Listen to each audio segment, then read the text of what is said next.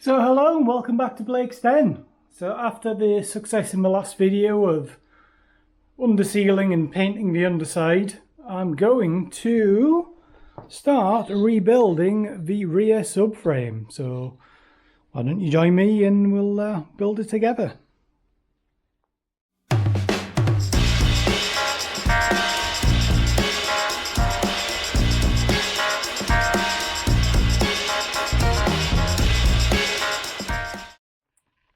So I've had this subframe sitting around for some time. You may have seen it in other videos I've been doing, but this is a refurbished subframe I got from a company called ADO Equipment. You can see there, you can check them out on the Tinterweb.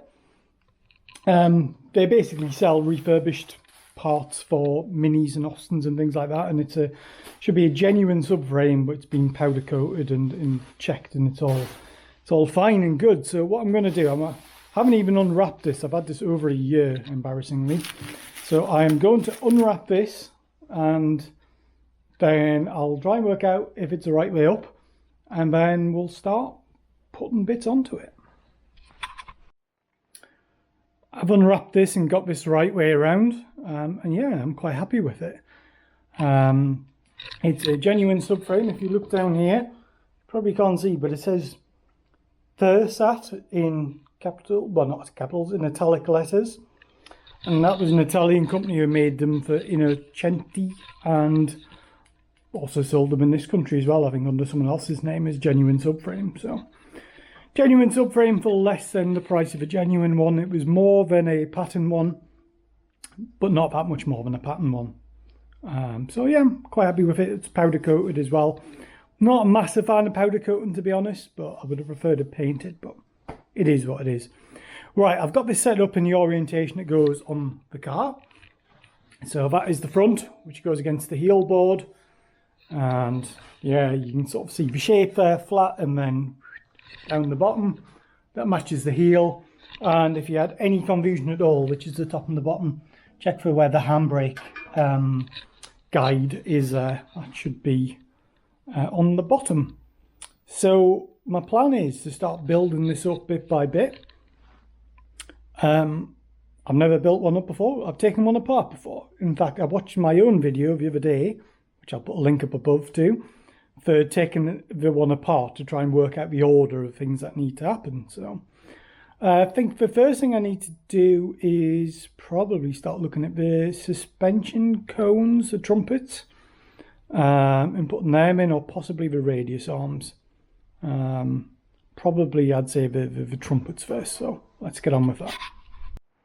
I dug my trumpets out of the cupboard of spares, or cupboard of parts, and realised I hadn't cleaned them up, so I've just been cleaning them up a bit, and to be honest, they look alright, but I want them better, so I'm actually going to spray them with some aluminium paint to make them nice and shiny and silver. So yeah, that's what I think I'll do. I just need to find some way of supporting them. Ideally, I need them like that way around. So I'll see what I can do. They are looking much better now. I just used some Parkside aluminium zinc spray. So yeah, looks quite nice. So whilst that's been drying, I've gone full on Inception mode, and I've ended up watching my own video on YouTube. So there we are, how to break the matrix, of how I've stripped down the subframe to try and work out where some of the bits go. So I was a bit confused by these brackets here. They go like that, and then they support the radius arms. And I think it's like one of those things where I'm going to have to need several hands. I need to put the radius arm in, then put this bracket on to hold it in place. And I can't put the radius arm in until I've put the trumpets in. I can't put the trumpets in until I've put the donuts in. So yeah, I think I'm going to have to wait for the paint to dry on that. But what I can do is I've just sort of laying out all the bits I've got over here. So these are brand new fasteners I bought. New nuts, bolts, washers and everything. So yeah, I'm just going to do this logically and step by step. So all the preparation of cleaning up and rebuilding the parts in advance is paying off. So I've got the near side radius arm here, and What I've just done is, if that bolts through here, I've just quickly put the nut on one side. You can't even see that under there. Just to temporarily support it, I've got it sitting on the edge of here as well. And then that'll allow me to then put the bracket on at this end. So I'm going to tighten up that nut, put the bracket on this end, and we'll torque everything up. Gone off on a bit of a tangent already, but I've got the radius arms out ready for fitting on. And there's a couple of like rubber, I don't know what you'd call them really, dust seals, one at each end. They need to sit on that lip in there, but I can't actually get it to fit. It just won't stretch on and stay on. I found an old one which came off, and then I promptly lost it. And it was a slightly larger diameter. So I'm actually going to try heating that up with a heat gun. See if I can stretch it enough just to fit that on first. So that worked. Heated it up with my trusty old Black & Decker heat gun. And then I managed to pop the washer on the inside and then put the washer on and then just walk the seal on. So I'll do the same on the other side. Then we can fit this to the subframe. One other quick point I want to make as well is that I'm treating all of the bolted connections to a good smear of anti-seize copper grease. So I'm sure I will thank myself for doing this when I come to take this apart in the future. Or if somebody else owns the car, I'm sure they'll thank me. So there we are. Right, let's get that onto the subframe. So this should go on through there. A little bit tricky to do. I think the hole has gone a little bit undersize because of the powder coating. What I'm going to do, put the spring washer on, put the nut on, and then hopefully that'll just get it started. So now that's got it held in position now. And then just give that a few little nips with this.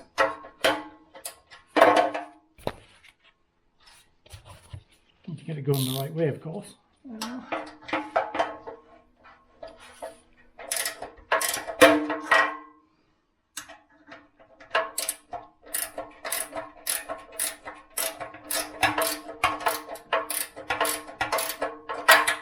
Well, I'm not going to do it up fully. It's just enough to support it for now, until I get the bracket on, and then I should be able to jiggle it all into position.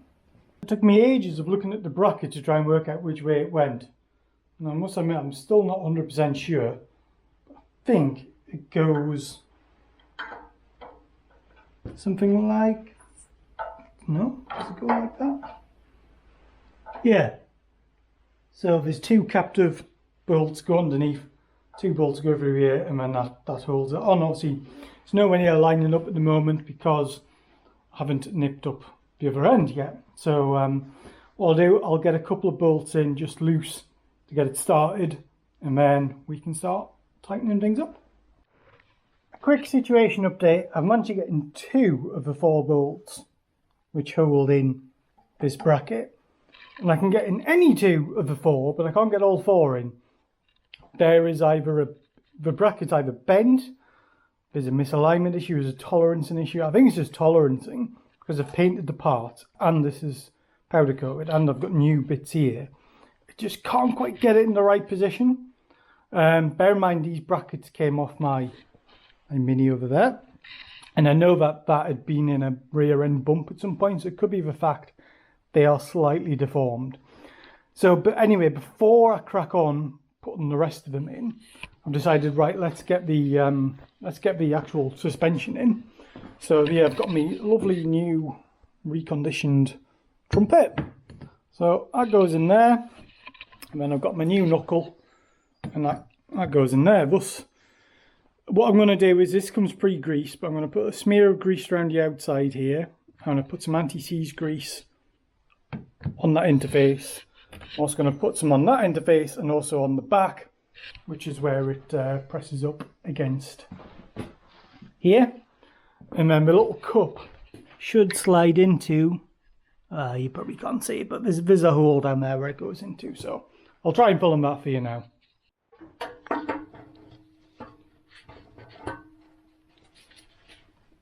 Now we'll get that in first, and then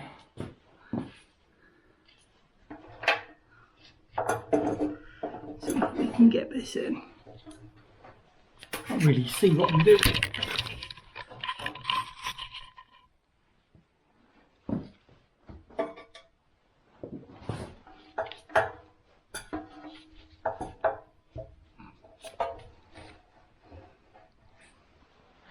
Yeah, this is quite fiddly, as I thought it would be.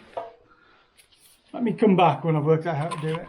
So I've started to get a bit creative. I thought I'll put the knuckle in first. And I put the knuckle in using this. So just a extension bar, put it in from above, over the top. Hammered it home with a hammer, soft hammer. That's gone in now. It was really tricky to get going, but I managed to get that in.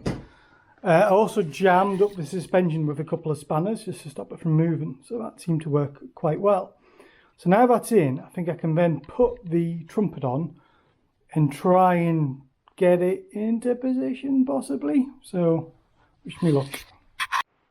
So what I've done here, I've ended up taking the cone compressor or the donut compressor for the front, flipped the inner bit around or the outer bit around, put some packing in, and that's managed to compress the donut.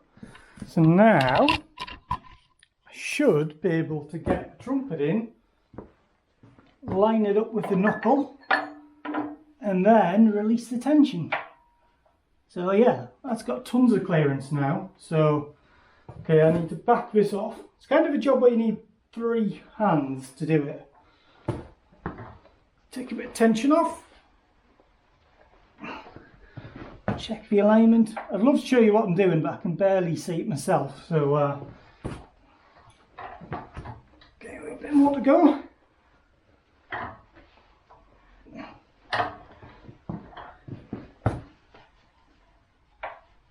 Yeah, that's definitely done the right way.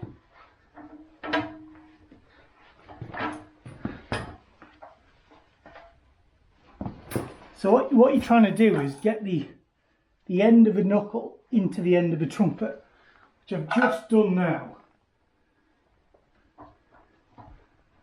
Now if I back this off, it should just go in nicely.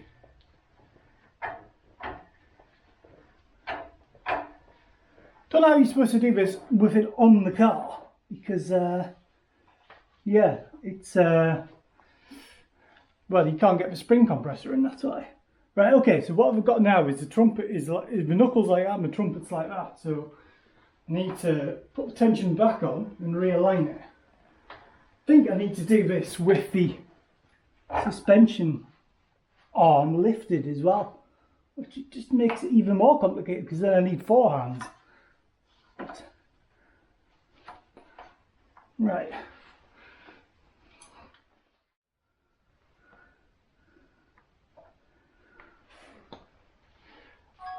I think I might have got it.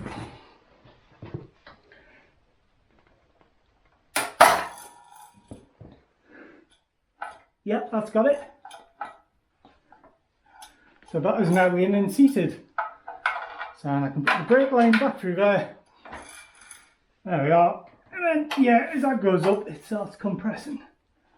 Whew, that was a struggle. Yeah, I think I'll do it differently on the other side. I think it's also worth mentioning these are brand new cones, so they're not got any squish in them to start off with. They're not like ones I've taken off and have already worn down. They tend to settle over time, so bear that in mind when you're doing it. These are actually like new old stock. I bought them about 10 years ago for my MPI for the rear. Never got around to fitting them, so making the most of them and using them now. Right, okay, now I need to get this bracket sorted out, and then I think this side is probably about as far as I want to take it. I don't think I'll end up putting the drum on or the shock on until it's on the car, just to keep it a bit lighter. So yeah, I need to sort out this bracket and tickle out the holes to make it a bit bigger so everything fits together. So I think I'll get out the old dentist drill to do that. Actually, before we do that, I realise I've had a bit of a cock up here, but it's a semi-recoverable cock up. Refitting bin, reversal of removal, etc. I need to put the trunnions on here through these sort of well, not tower bolts, weird bolt things. And there's a nylock nut goes right inside there, and of course, can't get to it now. But I've managed to put it on by hand, and I think we're okay. But then we've got problem B, which is I never actually cleaned up the trunnions from last time. So, yeah, guess I'm doing that this afternoon now as well. Fast forward a couple of days and I've got the trunnion painted, and luckily I can fit this. So I've made a tool which is basically the old bolt with some M5 I think studding going through, and that goes into the head of the new bolt. And on the back I've managed to get a socket in there on a wobble extension. Then what I can do is I can turn this, and you can see it turns the ratchet.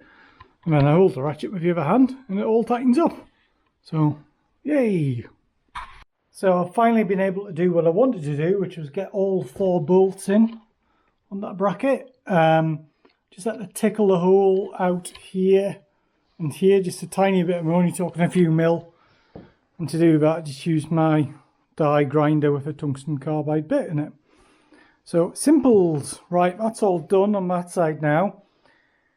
Pretty much. I think we're going to leave the drum off for now just to keep it lighter. We'll leave the shock off to keep it lighter. But what I think I'll do now, I'll plumb up the brake lines before I start to do the exact same thing on the other side. I'm now on with doing the brakes. So you got to put this union on here, the T. It's just bolted through the little bracket. Now I was really confusing myself. I thought, okay, you've got a line in here from one side, line out to the other side. What's the other one for? I spent ages thinking about it, and then I thought, oh yeah, of course, that's the line from the master cylinder, from the front of the car. And that's when I decided to stop for the night, because I thought I was a bit tired. So yeah, I've got this brake line here. I'm just straightening it out.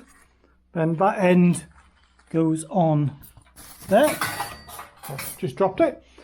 Also, I spotted that I'd assembled this wrong when I did the radius arms.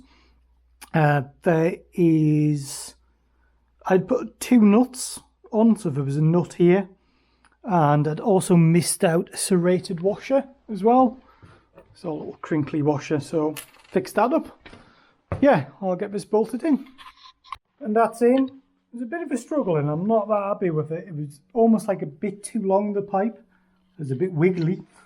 But to be honest, I checked some pictures of the fully built subframes you can get from mini spares, and they look like that as well. So I thought, oh well.